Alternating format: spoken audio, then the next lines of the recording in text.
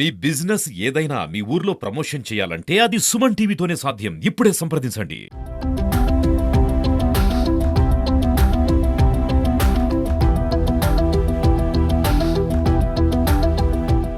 నమస్తే, welcome to Suman TV. ఎండాకాలం వచ్చేసిందనగానే చాలామంది ఎలక్ట్రిక్ బైక్ యజమానులు చాలామంది భయపడుతుంటారు. ఇందులో భాగంగానే అన్ని డౌట్స్ని క్లియర్ చేయడానికి మనము నిజామాబాద్ జిల్లాకి సంబంధించిన ఒక స్టోర్లో ఉన్నాము. ఒకసారి స్టోర్ మేనేజర్స్ ఉన్నారు. అసలు ఎండాకాలం ఎలాంటి జాగ్రత్తలు తీసుకోవాలి అనే దానిపైన మాట్లాడడానికి మనతో అవైలబుల్గా ఉన్నారు. ఒకసారి వాళ్ళతో మాట్లాడు. చెప్పండి, అంటే సాధారణంగా ప్రతి కాలంలో అంటే ఎండాకాలం, వర్షాకాలం, చలికాలం అనే తేడా లేకుండా ఎలక్ట్రిక్ బైక్స్కి సంబంధించి ఇన్సిడెంట్స్ జరుగుతూనే ఉన్నాయి. ఎండాకాలంలో మేజర్గా ఎలాంటి సేఫ్టీ ప్రికాషన్స్ తీసుకోవాలి? ఎండాకాలంలో మెయిన్గా మనం చేయాల్సిన సేఫ్టీ ఏంటంటే వెహికల్ మనం జర్నీ చేసి వచ్చిన తర్వాత ఒక 5 to 10 minutes అనేది మనం గ్యాప్ తీసుకోవాలండి. ఒక 10 minutes మనం గ్యాప్ తీసుకున్నాక వెహికల్ని కొద్దిగా ఒక 10 minutes గ్యాప్ తీసుకోవడం వల్ల వెహికల్ అనేది ఏ వెహికల్ అయినా ఏ కంపెనీ అయినా కొద్దిగా కూల్ అవుతుంది. కూల్ అయిన తర్వాత మనం ఛార్జింగ్ అనేది పెట్టాలి. ఛార్జింగ్ పెట్టినప్పుడు మనం 80% అయ్యే వరకు పెట్టుకుంటే చాలా సేఫ్. ఎందుకంటే అంత తొందరగా కూల్ రన్నింగ్ అయ్యి వస్తుంది కదా వెహికల్. రన్నింగ్ వచ్చినాక ఒక 80% కూల్ వరకు 80% వరకు పెట్టుకున్న తర్వాత జర్నీ అనేది స్టార్ట్ చేస్తే బాగుంటుందని సజెషన్ అండి. అంటే ఈ పేలిపోవడానికి మెయిన్ రీజన్స్ ఏముంటాయి అసలు ప్రతి దగ్గర? అంటే మనకి ఇండియాలో ఎక్కడ చూసినా కూడా ఇలాంటి ఇన్సిడెంట్లు అనేది సర్వసాధారణంగా జరుగుతూనే ఉన్నాయి. అసలు పేలిపోవడానికి మెయిన్ రీజన్ ఏంటి? ఎందుకంటే బయట కొన్ని నాన్ లోకల్ కంపెనీస్ ఉంటాయి. కంపెనీ కానీ బ్రాండ్ కానీ కంపెనీ కానీ వెహికల్స్ ఉంటాయి. ఆ వెహికల్స్ ఏంటి అని అంటే ఛార్జింగ్ బ్యాటరీ అనేది చెక్ చేయరు. ఒక మనం బ్రాండెడ్ కంపెనీ తీసుకున్నామంటే అది ఎక్స్పర్ట్ చెక్ చేసిన తర్వాత ఉంటుంది.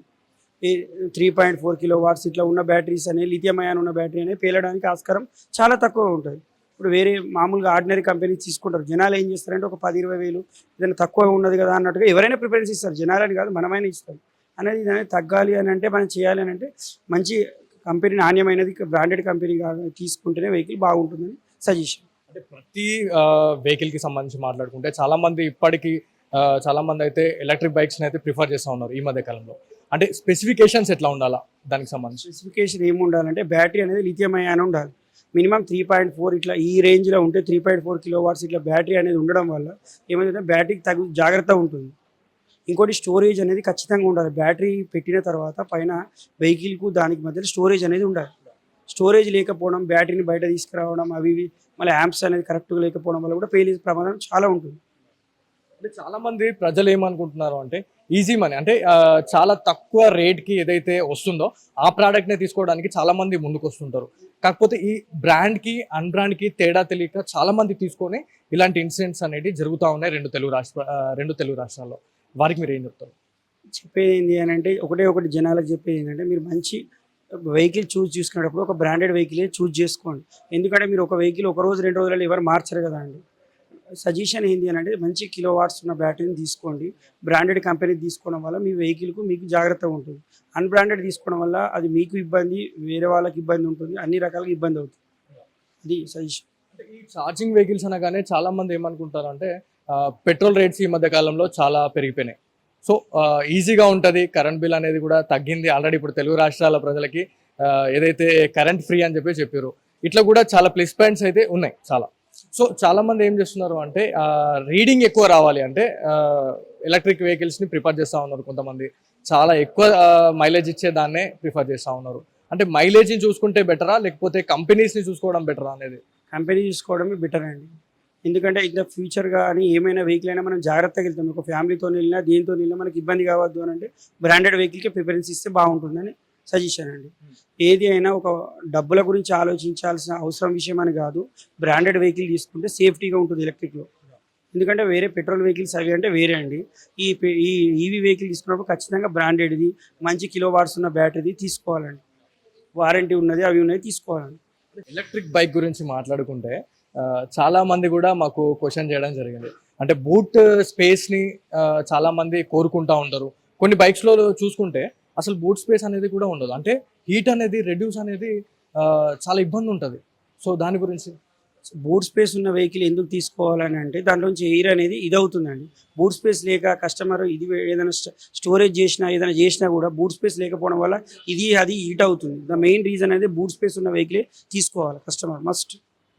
బూట్ స్పేస్ ఉండడం వల్ల ఈ వెహికల్ ఏంటంటే అన్ని క్యారీ చేయొచ్చు, హెల్మెట్ క్యారీ చేయొచ్చు, అన్ని కూడా రకాలు అన్ని రకాలుగా సేఫ్ ఉంటుంది కస్టమర్. చాలా మంది మనకి బేసిక్ గా మొబైల్ ఫోన్ గురించి మాట్లాడుకుంటే చాలా మంది ఏం చేస్తారంటే వాడినంత వరకు వాడతారు, అంటే డేలో ఒక 5 to 6 టైమ్స్ ఛార్జింగ్ పెడతా ఉంటారు. అదే క్రమంలో బైక్ ని కూడా సేమ్ ఇట్లానే ఛార్జ్ చేస్తున్నారు అని చెప్పేసి కూడా మనకి తెలుస్తుంది. అంటే అట్లా ఛార్జ్ చేయడం అనేది కరెక్టేనా? అంటే డే బై డే చేసే కరెక్టా, లేకపోతే డైలీ చేయడం వల్ల ఏమైనా బెనిఫిట్స్ ఉంటాయా, డిసడ్వాంటేజెస్ ఉంటాయా అనేది కూడా చాలా మందికి ఉన్న డౌట్. డైలీ ఛార్జింగ్ చేయడం వల్ల ఏమి ఇబ్బంది కాదు, డైలీ ఎన్ని టైమ్స్ చేసినా. బట్ కస్టమర్ ఏంటి అని అంటే వెహికల్ ఎక్కడికైనా బయట టూర్ కానీ బయటకు వెళ్ళి వచ్చిన తర్వాత ఒక 10 minutes అనేది గ్యాప్ ఇచ్చిన తర్వాత ఛార్జ్ చేసుకోవచ్చు, ఎన్నిసార్లు అయినా ఛార్జ్ చేయొచ్చు, ఏమి ఇబ్బంది కాదు బ్యాటరీ. అవి ఎందుకంటే అవి చెక్ చేసిన బ్యాటరీ బ్రాండెడ్ బ్యాటరీ ఉంటాయి కాబట్టి లిథియం అయాన్ ఉంటుంది, దాంట్లో ఏమీ కాదు వెహికల్. రేట్స్ గురించి మాట్లాడుకుంటే మెయిన్గా రేట్స్ ఎట్లా ఉంటాయి బ్రాండ్ వెహికల్స్కి సంబంధించి, అన్బ్రాండ్కి సంబంధించి వాటి రేట్స్ ఎట్లా ఉంటాయి? బ్రాండ్ వెహికల్ మన దగ్గర లేకపోయినా మనం ఏదైనా ఫైనాన్స్లలో కూడా తీసుకోవచ్చు అండి. బ్రాండెడ్ వెహికల్స్కు అన్బ్రాండెడ్ వెహికల్స్కి మధ్య డిఫరెన్స్ అనేది ఏంటి అని అంటే అన్బ్రాండెడ్ వెహికల్ తీసుకున్న అది 1 year కన్నా ఎక్కువ నడపరాదు. బ్రాండ్ వెహికల్ తీసుకుంటే మనకు ఒక 5 years వరకు కూడా ఏమీ కాదు. కంపెనీ బ్యాటరీకి వారంటీ ఇస్తుంది, మోటార్లకు వారంటీ ఇస్తుంది కంపెనీ 5 years వరకు, కాబట్టి ఏమీ కాదు. ఛార్జర్కు వారంటీ ఇస్తుంది కాబట్టి ఏమీ కాదు. మీకు బ్రాండెడ్ వెహికల్ ఉంటే సర్వీసింగ్ ఉంటుంది. ఫస్ట్ పాయింట్ ఏంటంటే సర్వీసింగ్ ఉంటుంది. సర్వీసింగ్ ఉన్నప్పుడు మనం సర్వీసింగ్ టైంకి వెళ్తాం, వాళ్ళు చెక్ చేస్తారు ఏమైంది బ్యాటరీకి, బండికి ఏమైందని చెక్ చేస్తారు. అన్బ్రాండ్ అంటే వాళ్ళకి స్టోర్ ఉండదు, మళ్ళీ వాళ్ళకు వర్క్ షాప్ అనేది ఉండదు, దానివల్ల ఇబ్బంది అవుతుంది. కస్టమర్ ఒకటి ప్లస్ దగ్గర మైనస్ పెట్టినా, మైనస్ దగ్గర ప్లస్ పెట్టినా వాళ్ళకి ఏమి యాంప్స్ అనేది తెలియదు, ఏమీ తెలియదు. అది మెయిన్ ప్రాబ్లం బ్రాండ్ కానీ బ్రాండెడ్. ఓవరాల్గా చూసుకోవచ్చు, ఏదైతే ఈరోజు స్పెషల్ స్టోరీలో భాగంగా 2 తెలుగు రాష్ట్రాల ప్రజలకు ఉన్న డౌట్ తీరిపోయిందని చెప్పుకోవచ్చు. అంటే ఎలక్ట్రిక్ వెహికల్ అనగానే చాలా మంది ఇష్టపడుతుంటారు, చాలా మంది భయపడుతున్న పరిస్థితి కూడా ఈ మధ్య కాలంలో ఉంది. కాబట్టి ఎండాకాలం, వానాకాలం, వర్షం, చలికాలం అనే తేడా లేకుండా ప్రతి కాలంలో కూడా కొన్ని సేఫ్టీ ప్రికాషన్స్ పాటిస్తే ఖచ్చితంగా బైక్స్ నుంచి ఎలాంటి ప్రాబ్లమ్స్ ఉండవు అని చెప్పేసి ఇప్పటికే మనకి స్టోర్కి సంబంధించిన మేనేజర్స్ చెప్తా ఉన్నారు. 2 తెలుగు రాష్ట్రాలకు సంబంధించి ప్రజలు ఈ వీడియో చూసిన వాళ్ళు ఖచ్చితంగా ఈ ఎండాకాలంలో తగు జాగ్రత్తలు పాటించాలని చెప్పేసి కూడా కోరుతా ఉన్నారు. ఇది ఇవాళ స్పెషల్ స్టోరీ. కెమెరా పర్సన్ శివాతో బాలు, సుమన్ టీవీ, నిజామాబాద్ నుంచి.